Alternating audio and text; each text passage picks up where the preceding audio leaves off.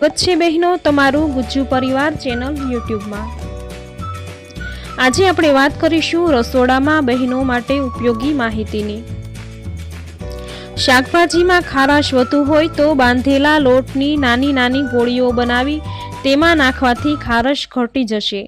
દાળમાં વધુ પડતું મીઠું હોય તો 2 કાચા બટાકા સમારી નાખો તો ખારાશ ઘટી જશે। વધારે પડતા ખાટા દહીંમાં દૂધ નાખવાથી તેની ખાટાશ ઘટશે। લીંબુને ગરમ પાણીમાં બોળ્યા પછી કાપતા વધુ રસ નીકળશે। બટાકાને બાફતી વખતે થોડું મીઠું નાખવાથી તે ફાટશે નહીં।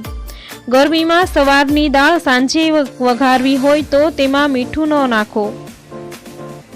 કાંદાને પાણીમાં બોળીને કાપવાથી આંખો બળશે નહીં। નવા બટાટાને મીઠાના પાણીમાં થોડીવાર રાખ્યા પછી છોલવાથી છાલ સહેલાઈથી નીકળી જાય છે। ટામેટાને ગરમ પાણીમાં થોડીવાર રાખવાથી તેની છાલ સહેલાઈથી નીકળી જશે। પ્લાસ્ટિકના વાસણો પર મીઠાનું પાણી ઘસવાથી તે ચમકદાર થશે। એલ્યુમિનિયમના વાસણોને મીઠું લીંબુના રસના મિશ્રણથી ઘસવાથી તેની સફેદ પકડાશે। ત્રાંબાના વાસણોને ગરમ પાણીથી સાફ કરી પછી રાખવાથી માંડશો તો તુરત જ ઉજળા થશે। કાચના વાસણો ચાના કૂચાના ઉકાળેલા પાણી વડે સાફ કરવાથી તે ખૂબ જ ચમકશે।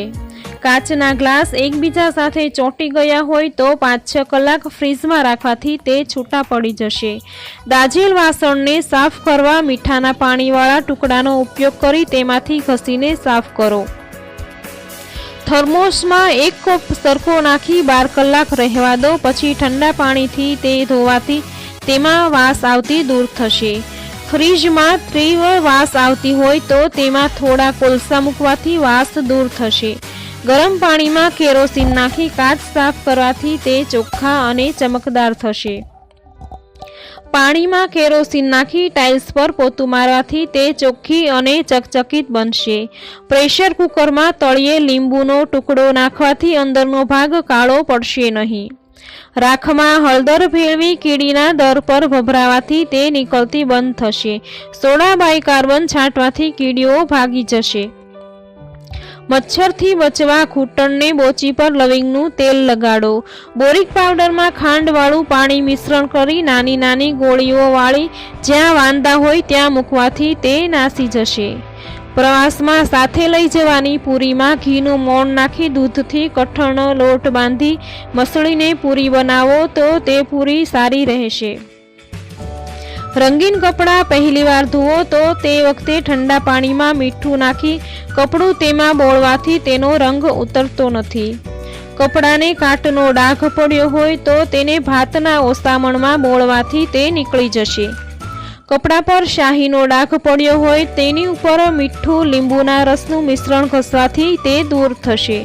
કપડા પર શાકભાજી કે કઢીના ડાઘ પડ્યા હોય તો ચૂનાનું પાણી રેડવાથી તે દૂર થશે। બહેનો તમને આ માહિતી સારી લાગી છે તો વિડીયોને લાઈક કરો, સબસ્ક્રાઈબ કરો, તમારા મિત્રો સાથે શેર કરો અને તમારી રાય કોમેન્ટ બોક્સમાં જરૂર લખો। જય માતાજી।